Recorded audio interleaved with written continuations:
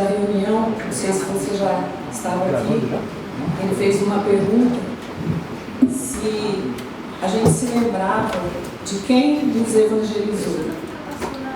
E eu, como a maioria, eu acho que me conhece já de algum tempo aqui na igreja, sabe que eu sou crente, vamos dizer assim, de berço.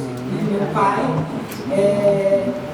desde antes de eu nascer, ele já era pastor.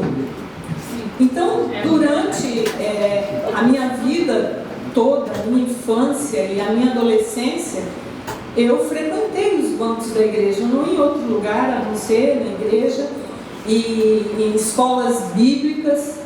Posso dizer para os irmãos que nunca eu fiquei numa escola bíblica de uma única denominação.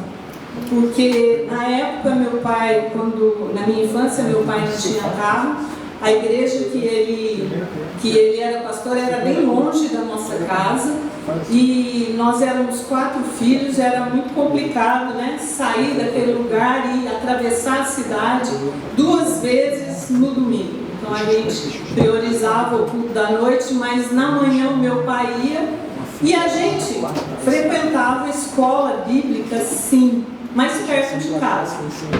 E quando eu ia para a casa da minha avó em outra cidade, eu também ia na escola bíblica, em outra igreja. Então posso dizer para os irmãos que eu conheço, né, desde pequena, várias denominações e assim eu fui conhecendo a palavra de Deus. Mas houve um momento, irmãos, que foi o momento da minha conversão. Apesar da gente ser nascido no Evangelho, a gente não nasce convertido. A gente não nasce com a experiência em Cristo. Então eu tive aquele momento na minha vida que foi marcante e que eu posso me lembrar ainda hoje. E eu já era casada. Eu ainda não tinha filho, mas eu já era casada quando... E para os irmãos terem uma ideia, eu já era batizada, porque eu me batizei, eu devia ter uns 17 anos quando eu me batizei. Mas o momento da minha experiência com Deus, ele foi assim, singular. Porque foi por meio de um programa de televisão, né, um programa evangélico, lógico, onde estavam pregando a palavra de Deus. E depois houve a confirmação daquilo que eu senti quando eu ouvi aquela palavra e houve a pregação na igreja no domingo à noite e o Senhor confirmou, é isso, é agora, esse é o teu momento, eu estou falando com você. E assim, irmãos, talvez você possa achar que é uma coisa de orgulho, mas não é não.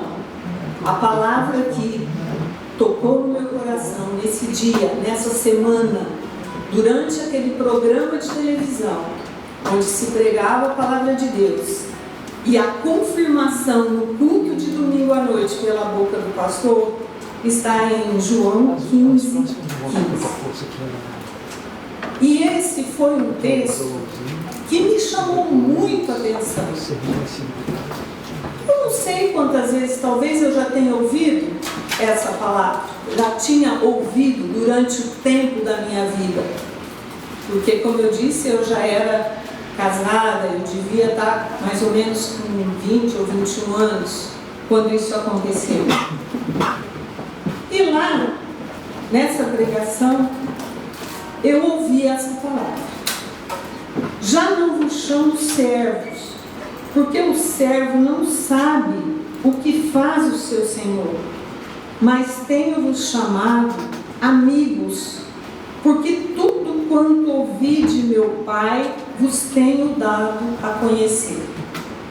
Então, essa é uma pequena palavra que Jesus está ministrando aos seus discípulos. Você vai se lembrar naquele momento quase que próximo ali de Cristo ser traído e ir para a cruz, ele começa a ministrar sobre os seus discípulos. E ali no 14 de João ele fala, não se turbe o vosso coração. E ele começa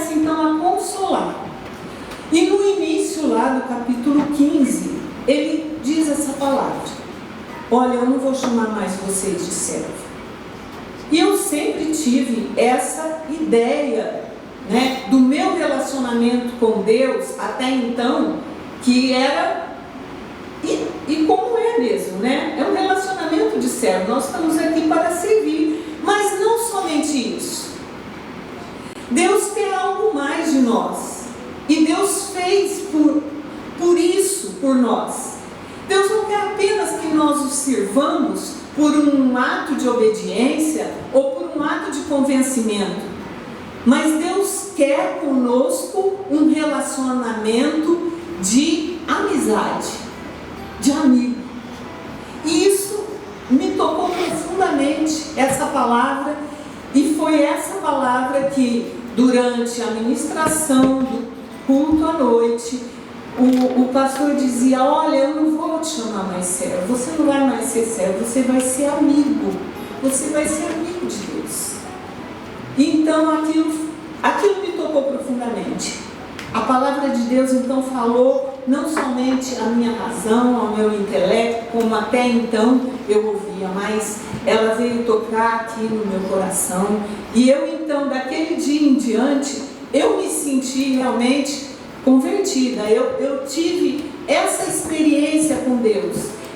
Qual experiência? Eu senti que Deus estava falando comigo.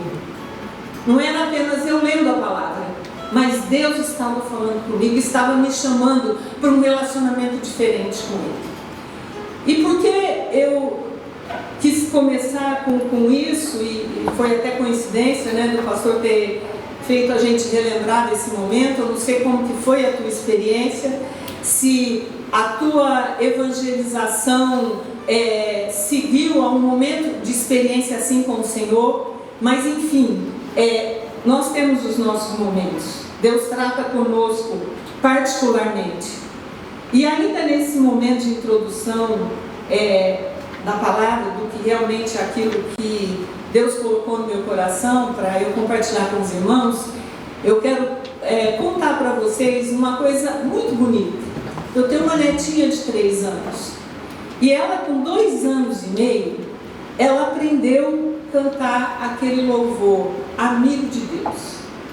E ela sabe a letra todinha. E ela canta, não sei se você conhece: não existe nada melhor do que ser amigo de Deus, caminhar seguro na luz. Você deve conhecer. É um louvor antigo, muito cantado na igreja. E ela, entre todos os hinos, entre todas as músicas, até músicas infantis que ela ouve na escola bíblica, ela internalizou de tal forma esse louvor, e ela canta ele inteirinho, ela está agora para completar 3 anos em julho, mas desde quando ela começou a falar e aprender as palavras, ela canta esse louvor. E na hora de dormir, ela fala para o pai: pai, põe Amigo de Deus. Então meu filho tem que pôr no celular esse louvor, Amigo de Deus, Amigo de Deus. E realmente, meu irmão, não há nada melhor do que ser amigo de Deus, do que ter esse relacionamento com Deus. Porque a amizade, você sabe, eu não sei se você tem muitos amigos. Dizem que amigos a gente tem poucos, não é? A gente tem colegas, conhecidos. Nós temos até irmãos, mas amigos são poucos que a gente tem. Mas a amizade, ela torna a nossa vida mais leve. A amizade, ela implica em lealdade, num apoio incondicional. Eu não sei se você tem esse laço com alguém que você pode encontrar um apoio, uma força, que você pode abrir o seu coração livremente, não ser julgado por aquela pessoa, porque às vezes nós temos até medo, né, de falar alguma coisa para alguém e ser julgado. Não, a amizade verdadeira, ela traz isso para nós. Ela traz uma leveza, ela traz uma alegria. E os amigos verdadeiros, eles ouvem, eles entendem os nossos defeitos, eles conhecem os nossos defeitos, eles entendem, eles nos ajudam, eles nos perdoam e eles estão presentes nas dificuldades. E ainda seguindo nessa ideia da amizade, talvez você saiba que o primeiro laço de amizade, ele foi criado pelo próprio Deus. Quando Deus, lá em Gênesis, ele começa com a criação e ele cria toda a natureza, ele cria os animais, ele vai naquele processo de criação e ele chega ali no momento em que ele cria o homem e a mulher à sua imagem e semelhança. E ele cria esse homem e essa mulher porque ele queria ter um relacionamento de amizade. Porque será que Deus não poderia ter um relacionamento com os animais? Talvez pudesse. Hoje nós temos relacionamento com animais, não é verdade? Acho que a maioria aqui deve ter um pet em casa. Mas Deus queria alguém que fosse a sua imagem e a sua semelhança, né? E ele cria então o homem e a mulher, e nesse ato de criação, ele não é apenas o Criador. O papel do Senhor não é apenas de Criador, mas ele cria um laço de amizade. Ele não é aquele que cria, está criado e acabou. Agora eu vou deixar tudo acontecer e rolar. Não. Ele vai e começa a ter o quê? Um relacionamento com esse homem. E o relacionamento dele é um relacionamento de amizade. Você sabe que foi o homem que deu nome a todas as coisas? A Bíblia fala isso. Se você quiser abrir lá em Gênesis 2:19, se você ainda não leu, diz assim: havendo, pois, o Senhor Deus formado da terra todos os animais do campo e todas as aves do céu, trouxe-os ao homem, para ver como este lhes chamaria. E o nome que o homem desse a todos os seres viventes, esse seria o nome deles. Então, Deus já começa, apesar de dar algumas ordens, né? Porque ele criou coisas para esse homem. Diz que ele criou um lugar especial, um jardim especial, um jardim regado, um jardim onde eles tinham sementes, frutos e coisas maravilhosas que eles podiam desfrutar. Havia rios ali que cercavam aquele lugar, o Éden. Se você ler em Gênesis, você vai perceber que cada rio era uma mina de metais preciosos, né?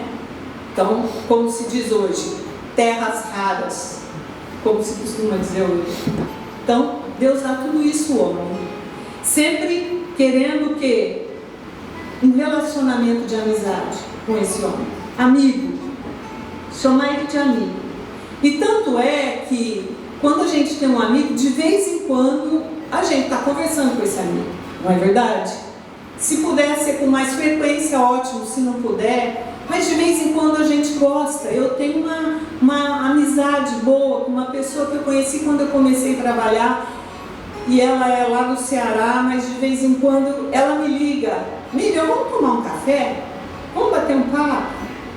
E assim a gente vai cultivando essa amizade. Já são mais de 12 anos que eu a conheci, né? E a gente vai cultivando isso. E Deus fazia isso com o homem, né? Ele passava em um certo momento do dia e a gente não sabe qual era o diálogo. A Bíblia não entra nesse detalhe. Mas eu creio que era um momento que cortava um pouco aquela solidão de Adão e Eva, que eram só os dois. E Deus então estava presente, conversando, cultivando essa amizade. Então, no coração de Deus existe esse projeto, né, A gente fala que Deus tem um projeto da família, mas Deus tem um projeto da amizade, do relacionamento, o relacionamento bom, que nos traz alegria, que nos traz leveza, o relacionamento em que eu posso talvez desabafar, ou então que eu posso, em certo momento, ser um ouvido atento ao que aquela pessoa está precisando falar. É assim que funciona, né? A boa amizade. E isso está no coração de Deus. E foi assim, né? Esse relacionamento de Deus lá no comecinho. Deus cria essa amizade com o homem. Mas, irmãos, infelizmente, nós conhecemos a história e sabemos que de tudo que aconteceu, dessa quebra da confiança, né? E quando quebra a confiança, é muito complicado. Talvez você já, em algum momento, já sentiu algum amigo que pisou na bola com você, que fez algo que realmente não te agradou, algo que você sentiu muito e, na verdade, foi o que o homem fez.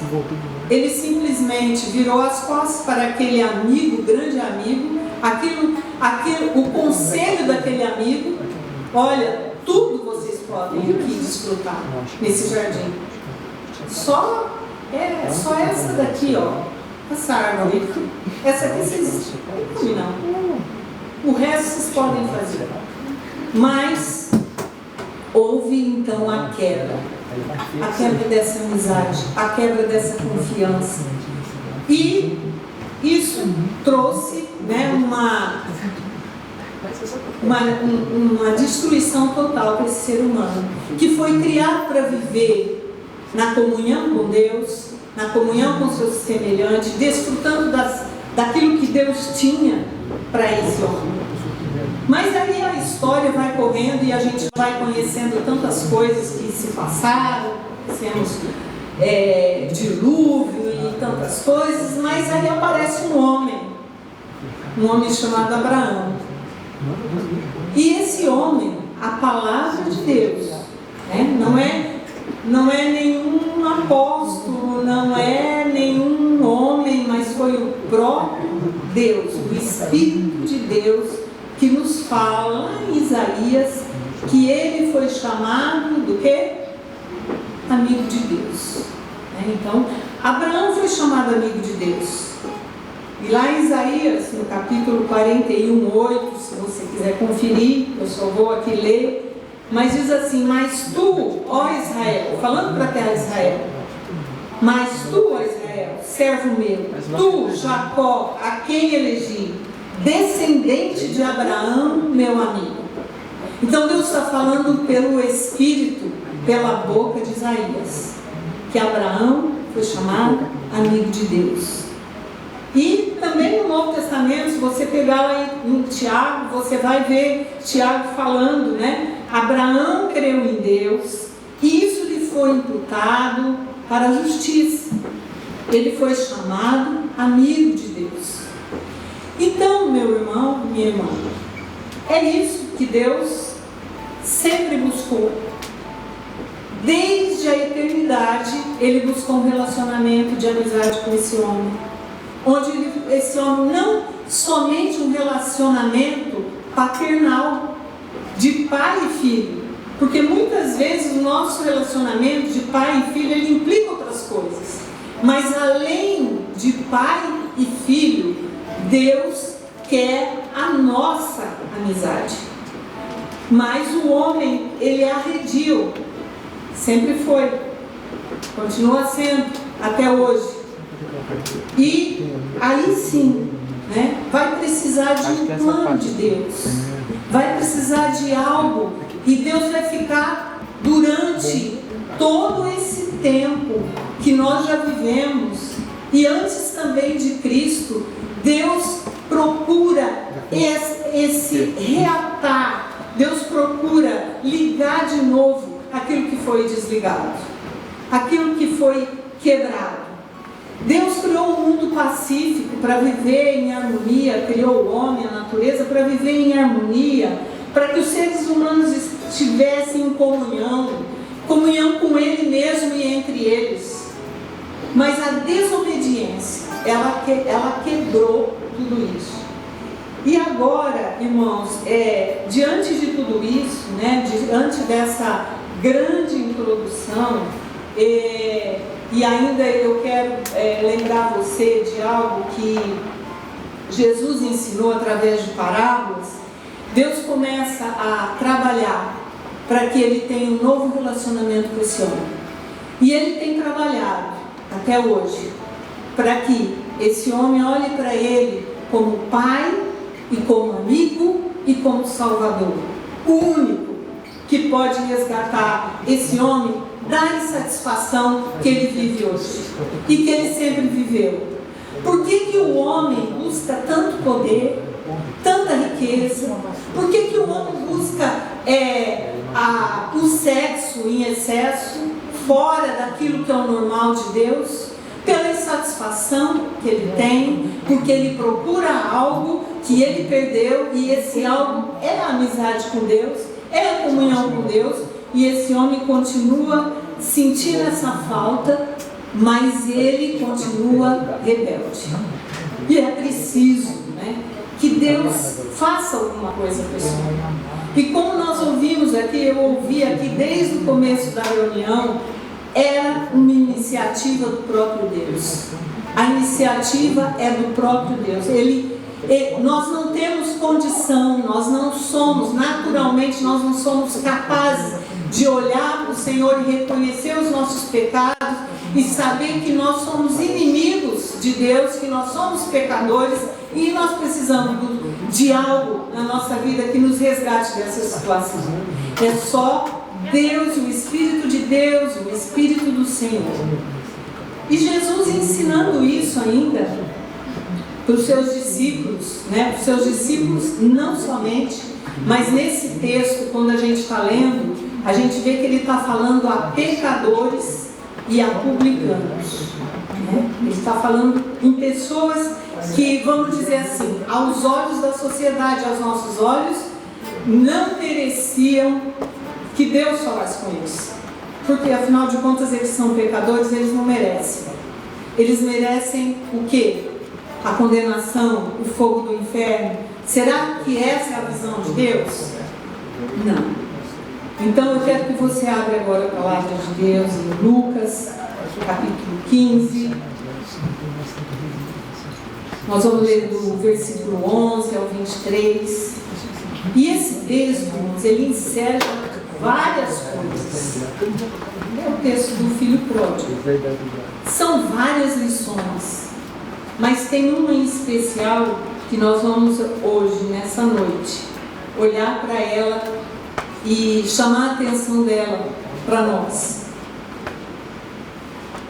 No comecinho do capítulo, no versículo 1 e 2, diz assim: aproximavam-se de Jesus os publicanos e pecadores para ouvir. Mas do outro lado estavam o quê? Fariseus e escribas, dizendo: este recebe pecadores e come com eles. Então eu consigo ver essa imagem. Jesus aqui sentado com uma porção de gente, falando, ensinando. E se você conhece ali as passagens, existe três parábolas principais que Jesus está ensinando, e os fariseus rosnando. Lembrando que os fariseus eram pessoas que conheciam profundamente as Escrituras, e os escribas mais ainda. Eles eram aqueles que transcreviam as Escrituras. Mas Jesus estava falando não para eles, porque eles não aceitaram, né? Diz a palavra aqui que eles murmuravam e diziam que Jesus estava fazendo uma coisa errada. Mas Jesus continuou dizendo, depois da parábola da dracma perdida, depois da parábola da ovelha perdida, e aí Jesus conta do filho pródigo e diz assim: Certo homem tinha 2 filhos. O mais moço deles disse ao pai: pai, dá-me a parte dos bens que me cabem. E esse pai então lhes repartiu os haveres. Passado não muitos dias, o filho mais moço, ajuntando tudo que era seu, partiu para uma terra distante e de lá dissipou todos os seus bens, vivendo dissolutamente. Depois de ter consumido tudo, sobreveio àquele país uma grande fome, e ele começou a passar necessidade. Então ele foi e se agregou a um dos cidadãos daquela terra, e este o mandou para os seus campos a guardar porcos. Ali desejava ele fartar-se das alfarrobas que os porcos comiam, mas ninguém lhe dava nada. Então, caindo em si, disse: quantos trabalhadores de meu pai têm pão com fartura, e eu aqui morro de fome? Levantar-me-ei e irei ter com meu pai, e lhe direi: pai, eu pequei contra o céu diante de ti. Já não sou digno de ser chamado teu filho, trata-me como um dos teus trabalhadores. E levantando-se, foi para o seu pai. Vinha ele ainda longe, quando seu pai o avistou, e compadecido dele, correndo, o abraçou e beijou. E o filho lhe disse: pai, pequei contra o céu e diante de ti, já não sou digno de ser chamado teu filho. O pai, porém, disse aos seus servos: trazei depressa a melhor roupa, vestiu, ponde-lhe um anel no dedo e sandália nos pés. Trazei também e matai um novilho cevado, comamos e regozijemos. É lindo isso, é lindo isso, porque eu fiquei pensando, talvez eu, como mãe, ou como você, como pai, diante desse cenário aqui, o que você faria? Talvez naquela coisa da disciplina, né, que nós como pais temos, talvez a gente ia falar: tá bom, você pode voltar para casa, só que você realmente vai ficar lá junto com os meus trabalhadores, porque você não é digno. Você não foi digno da minha confiança, você não foi digno do meu amor, você virou as costas para mim e você pegou o que era seu e gastou tudo de forma errônea pelo mundo. Será que a gente não faria isso? Naquele sentimento assim: eu preciso disciplinar esse filho, ele precisa aprender que as coisas não são fáceis. Não é assim que às vezes a gente fala e pensa? Eu preciso disciplinar. Ele precisa sentir o peso da responsabilidade daquilo que ele fez de errado. Mas Deus, que é misericordioso, que é amoroso, que é Pai, Ele nos ensinou aqui, através dessa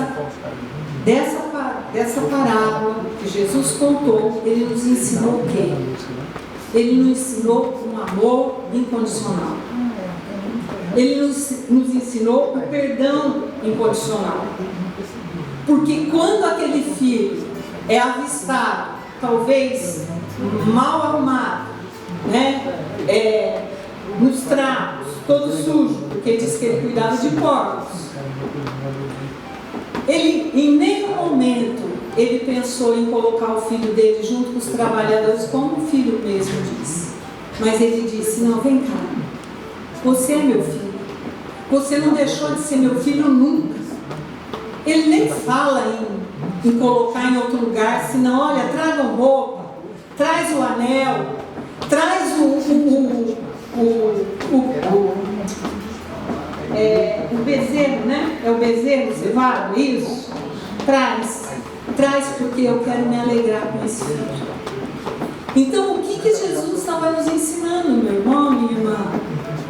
Era essa questão da reconciliação.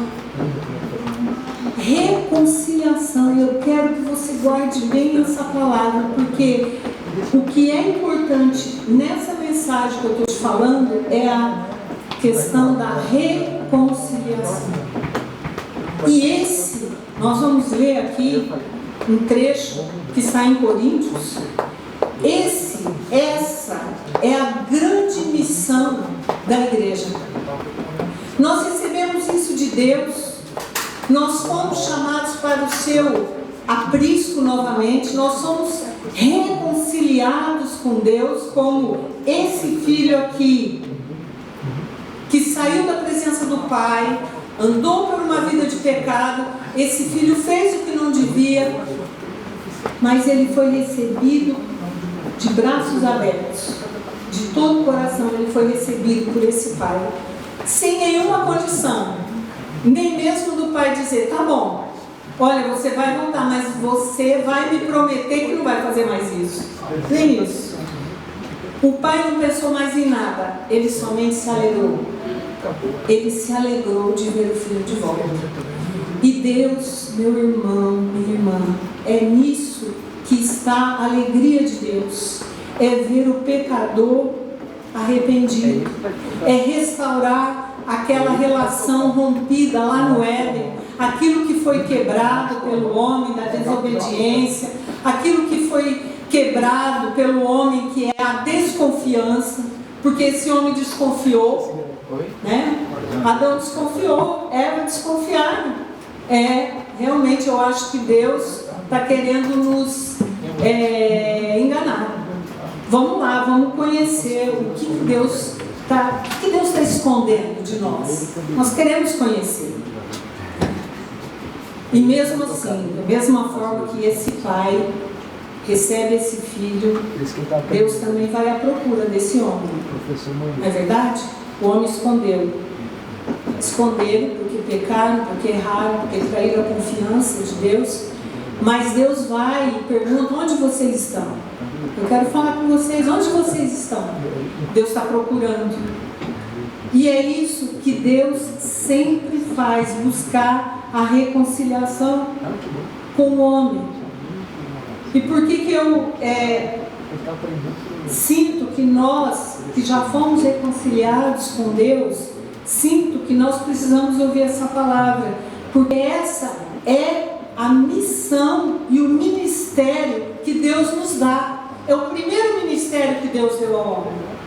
Muitos querem os dons para exercer ministérios, grandes ministérios, talvez ser um profeta, um grande pregador, não sei. Isso é bacana até, querer tudo isso. Mas Deus, o primeiro grande ministério que Deus nos dá é exercer o ministério da reconciliação. E o que é ministério? Você já parou para pensar? O que é ministério? Ministério é dom? Ministério é a mesma coisa que dom? Não, né? O dom é aquilo que Deus dá de graça. Nós recebemos do Senhor para exercer alguma coisa dentro do nosso ministério. Mas ministério é uma missão, né?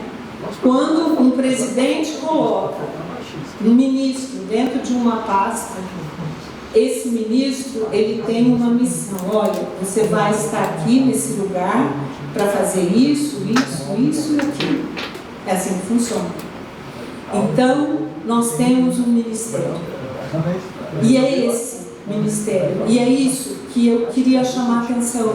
Porque eu sinto, meus irmãos, que a igreja, principalmente a igreja brasileira, nesse momento, ela perdeu um pouquinho essa visão do ministério e para que ela foi chamada. Porque a igreja fala de muitas coisas hoje. Na igreja se fala muito da prosperidade. Na igreja fala muito do poder. A igreja fala muito da política. Mas nós não fomos chamados para isso. E eu queria que você abrisse então a palavra de Deus em 2 Coríntios, capítulo 5. Nós vamos ler do 17 até o 19. Queria pedir para o irmão trazer um copinho d'água, fazendo favor. 2 Coríntios Sim, capítulo 5, do 17 ao 19.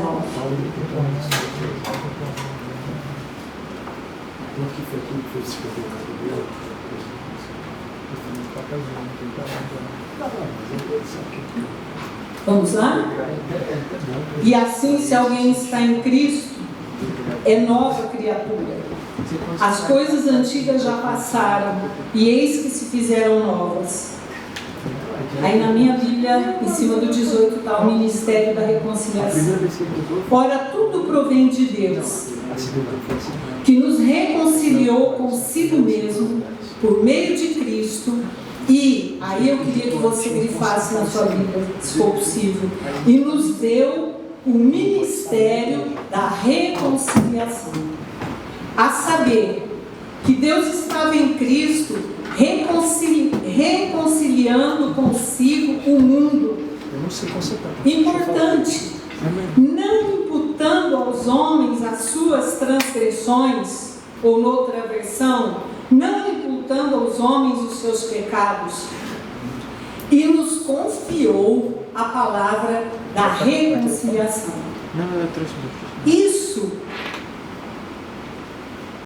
Disso se conclui, de sorte que somos embaixadores em nome de Cristo, como se Deus exortasse por nosso intermédio.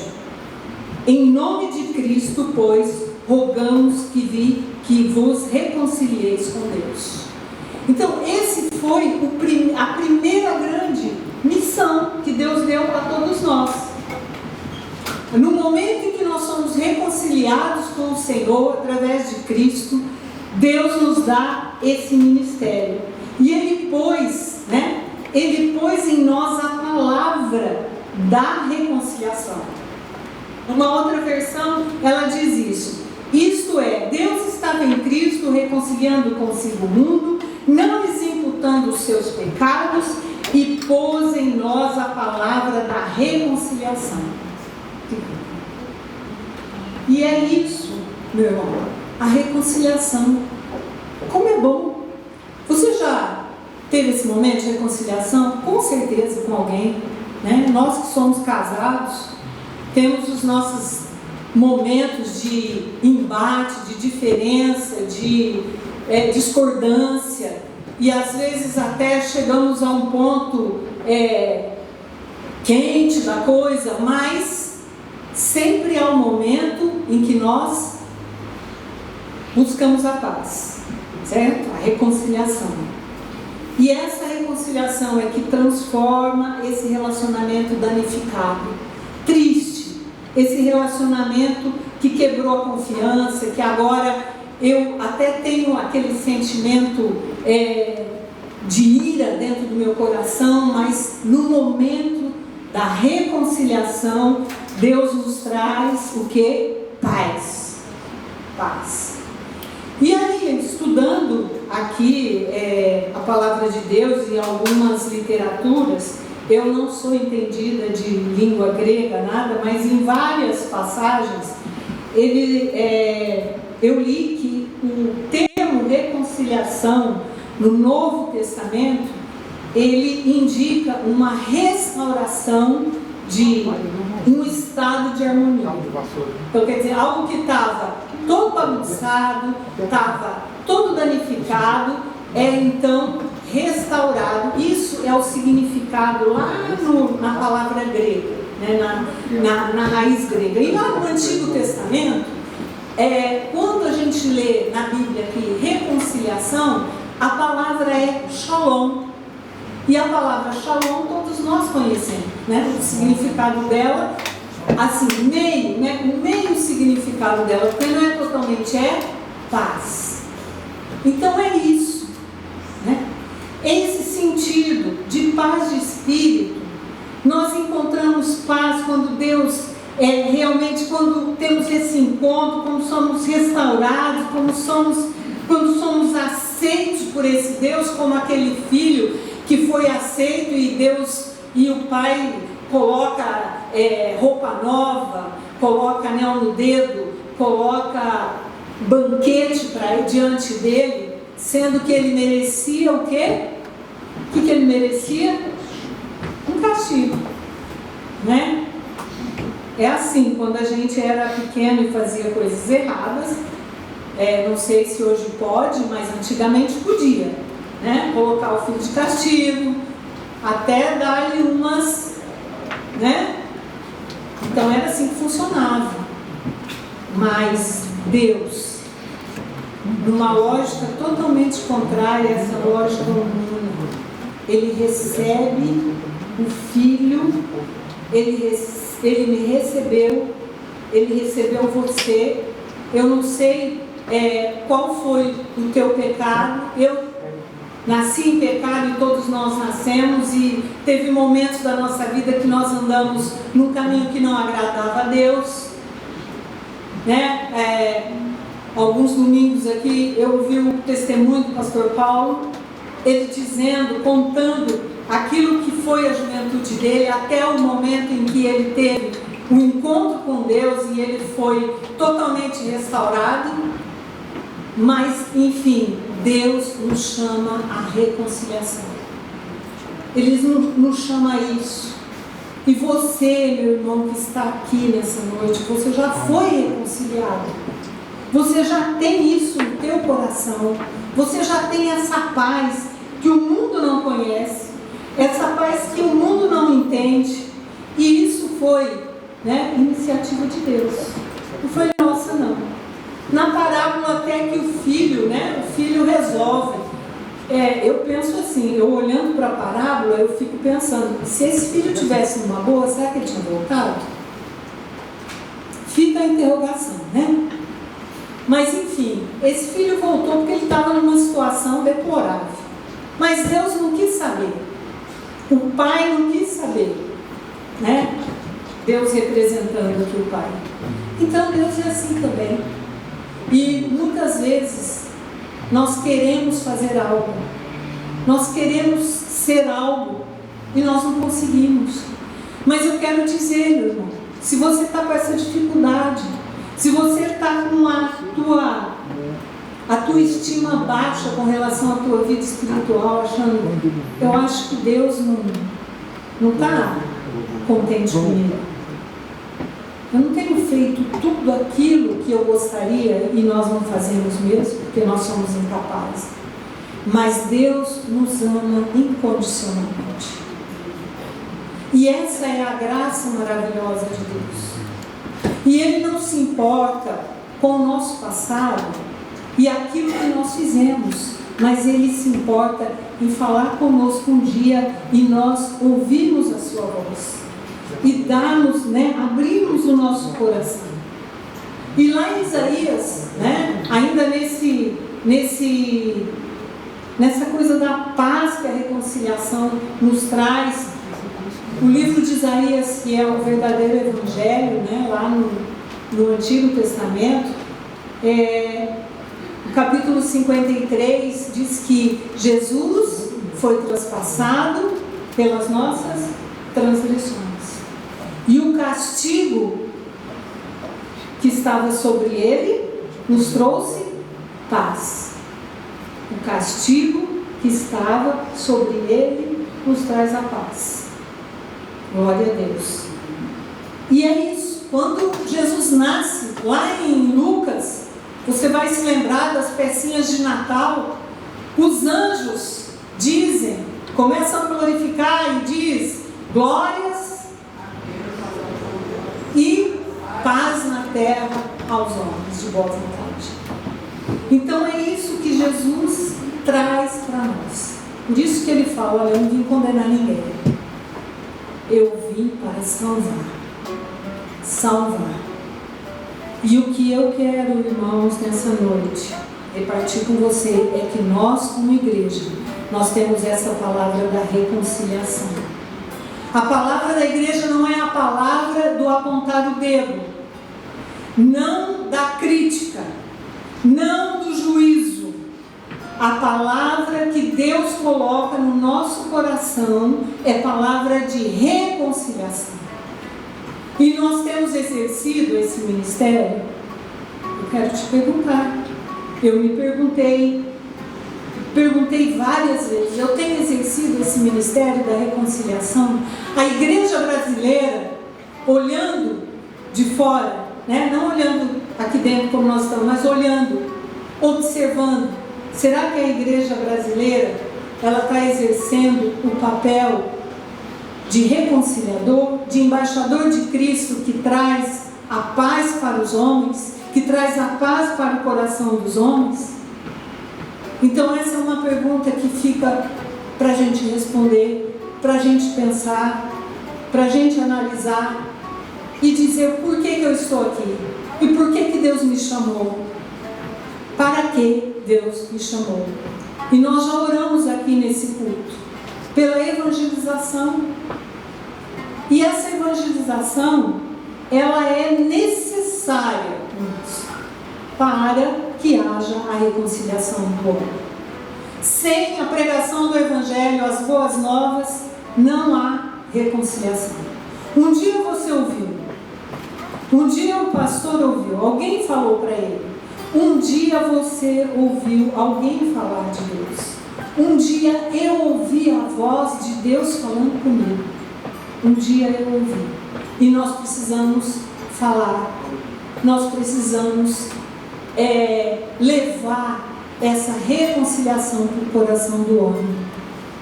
Eu sinto em dizer-nos, mas o Evangelho ele tem encontrado uma barreira no mundo, porque a igreja não está exercendo a função que Deus colocou para ela, que é de reconciliação e de pacificação. Porque a palavra, o próprio Jesus disse: quem são os filhos de Deus? Os pacificadores, não é isso? Os pacificadores são chamados filhos de Deus. E o que nós temos visto é uma igreja, é um povo que briga, é um povo que discute, é um povo que chama para si a razão. Eu acho que eu estou certo porque é isso, isso e aquilo, tem que ser feito assim. E nós vemos com muita tristeza pastores, igrejas, denominações, irmãos em grande luta, e até mesmo coisas horríveis sendo colocadas ao vento, sendo jogadas aí para quem quer ouvir, ao invés do Evangelho de Cristo.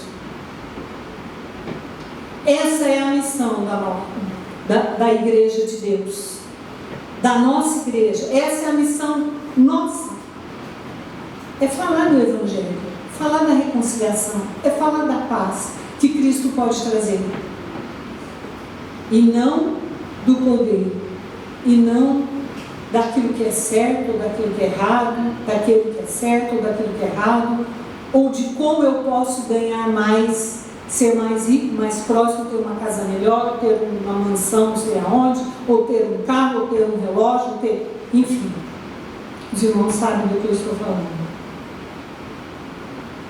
Romanos 5, do 8 ao 11. Deus nos amou primeiro e Ele prova esse amor. Romanos 5, do 8 ao 11. Mas Deus prova o seu próprio amor para conosco, pelo fato de ter Cristo morrido por nós, sendo nós ainda pecadores. Logo, muito mais agora, sendo justificados pelo seu sangue, seremos salvos da ira. Porque se nós, quando inimigos, fomos reconciliados com Deus, mediante a morte do seu Filho, muito mais, estando já reconciliados, seremos salvos pela sua vida. E não apenas isso, mas também nos gloriamos em Deus por nosso Senhor Jesus Cristo, por intermédio de quem recebemos agora a reconciliação. Então, de novo, se você quiser grifar aí. E o nosso último texto é um texto que nós já lemos aqui hoje, nessa noite. Está em Colossenses capítulo 1, versículo 20. O pastor, logo no início da reunião, leu esse texto, dizendo de Jesus: Ele é antes de todas as coisas. Nele tudo subsiste. Ele é a cabeça do corpo da igreja. Ele é o princípio, o primogênito entre os mortos, para em todas as coisas ter a primazia. Porque aprouve a Deus que nele residisse toda a plenitude, e que, havendo feito a paz pelo sangue da sua cruz, por meio dele reconciliasse consigo mesmo todas as coisas, quer sobre a terra, quer nos céus. E a vós outros também, que outrora eres estranhos e inimigos no entendimento, pelas vossas obras malignas. Agora, porém, vos reconciliou no corpo da sua carne, mediante a sua morte, para apresentar-vos perante ele santos, inculpáveis e irrepreensíveis. Talvez você já leu essas 3 palavras e disse: é impossível. É impossível. Mas eu digo para você, irmão, não é impossível. Porque não sou eu nem você. Como nós lemos aqui, isso foi feito pela carne, pelo corpo da carne de Jesus Cristo. E nele nós somos santos, inculpáveis e irrepreensíveis. Por causa do amor de Deus, por causa do perdão de Deus, por causa da reconciliação disso que o Senhor nos fez. Chamou a nossa amizade de volta. Ele disse um dia, né? Jusilene, eu quero ser sua amiga de novo. Vamos renovar a nossa aliança? Vamos deixar tudo isso que passou, a nossa inimizade, isso que foi diferente. Vamos dar as nossas mãos, vamos dar um abraço. Vem cá, eu quero ser seu amigo novamente. E é isso que Deus faz com cada um de nós. E isso é maravilhoso, meu irmão. É maravilhoso. Porque só através desse ato de Deus nós podemos sentir paz. Paz que nenhum outro homem pode sentir. Por isso que há tanta guerra nesse mundo. E olha que muitas guerras estão sendo feitas em nome de Deus, hein? Muito triste. Em nome de Deus. É o nome de Deus em vão. Mas Deus, Ele nos quer para a sua paz. Para um novo relacionamento com Ele. E Ele está fora de tudo isso que nós temos visto aí. Viu? Deus está fora disso. O Ministério da Reconciliação, para terminar, já estou terminando. O Ministério da Reconciliação, ele tem uma missão. Todo ministério tem uma missão. Se você já trabalhou em algum órgão público, você deve saber a missão do seu órgão. E o Ministério da Reconciliação é a proclamação do Evangelho. E a proclamação do Evangelho é falar as boas novas de Cristo. Isso também é importante. Porque às vezes a pessoa vai evangelizar e ela vai então acusar. Olha, você sai dessa vida porque você vai morrer no inferno e tal. A pessoa fica... Não. O Evangelho de Cristo é o Evangelho da paz. É aquele que traz alegria, que traz refrigério, que traz paz, que leva o homem a ter consciência dos seus pecados e reconciliar com Deus e se arrepender. O Evangelho é esse. Então a missão do Ministério da Reconciliação é essa. Do nosso ministério, do meu ministério e do seu. E existem ações que podem levar a isso, não é? As ações podem ser ações espirituais e ações concretas, sociais. Então, qual é a ação espiritual desse ministério? Nós aprendemos aqui na escola dominical há uns 2 domingos sobre o fruto do Espírito, não foi? Enchei-vos do fruto do Espírito. É bondade, é benignidade, é paz, é alegria. E isso é a ação espiritual sobrenatural que Deus promove em nós e nos faz agir por meio dela.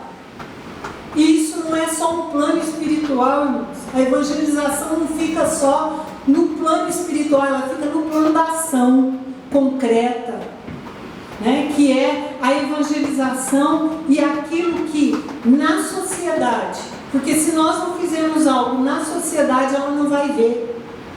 Nós não vamos mostrar essas obras que Tiago fala. Tiago fala isso para nós. Não basta ter só a fé. É necessário o quê? Agir e mostrar. Então, nas ações do ministério, elas são ações espirituais que nós devemos ter na nossa vida, buscar nos enchermos do fruto do Espírito, que é fé, né? Bondade, benignidade, temperança, autocontrole, muitas coisas ali, você sabe, e nós aprendemos aqui. Mas também é a reciprocidade social. É aquilo que eu faço para o meu irmão, para aquele que é o meu próximo, né? Que às vezes não é meu irmão, mas é meu próximo, porque Jesus também ensinou quem era o próximo para a gente, naquela história, né? Do homem lá, do samaritano machucado. Jesus ensinou. Então é isso. É parar no caminho, é acudir. Isso é uma obra social. E a igreja, a missão da reconciliação passa por isso também. São ações que visam a harmonia, restauração do ser humano como um todo, né? Como os irmãos aqui do Ministério do Evangelismo têm feito. Faz a comida, leva a sopa, mas leva o quê? A palavra de Deus. Então, é isso, irmãos, é muito importante. Isso é para mim, né? Isso eu não estou falando para você como uma exortação, não. Isso é para nós como igreja. Essa nossa consciência, ela é fundamental. A consciência do nosso ministério. É muito bacana profetizar, acho que não sou profetisa, mas eu acho que quando vem da parte de Deus é muito importante. É bacana ensinar, bacana pregar, mas a excelência da ação do crente, ela vai estar aqui, no Ministério de Reconciliação. E não diga que Deus não me deu esse dom, porque isso não é dom, né? Isso não é dom. Isso é delegação. Eu vou te delegar. Vou delegar isso para você. Você vai fazer isso por mim, através de mim, comigo. Deus fala isso para nós. Você não está sozinho para levar essa palavra. Eu não estou sozinho. Mas nós vamos com Deus, por Deus. E Ele sempre nos dirige e nos capacita. Ele não pede para a gente fazer nada daquilo que nós não somos capazes. Deus sempre nos capacita. Amém? É isso, irmãos, que o Senhor colocou no meu coração. Eu aqui, para encerrar, eu quero te dizer, quando o pastor me disse para eu trazer a palavra nesse domingo, essa palavra reconciliação estava no meu coração. E eu perguntava para Deus, mas o que eu tenho que falar? Porque às vezes nós não temos mesmo. A gente fica pensando, e quem prepara um sermão sabe, o pastor deve saber como que é, o nosso coração está ardendo. É isso. Mas como? Como? E Deus colocou isso no meu coração, de falar da amizade. Inspirada ali na minha neta, olhando ela cantando, amigo de Deus. E pensando, né, no valor da amizade. E principalmente na amizade de Deus. Deus quer que nós sejamos novamente seus amigos. E além disso, Ele quer que façamos para Ele novos amigos. Essa é a nossa missão.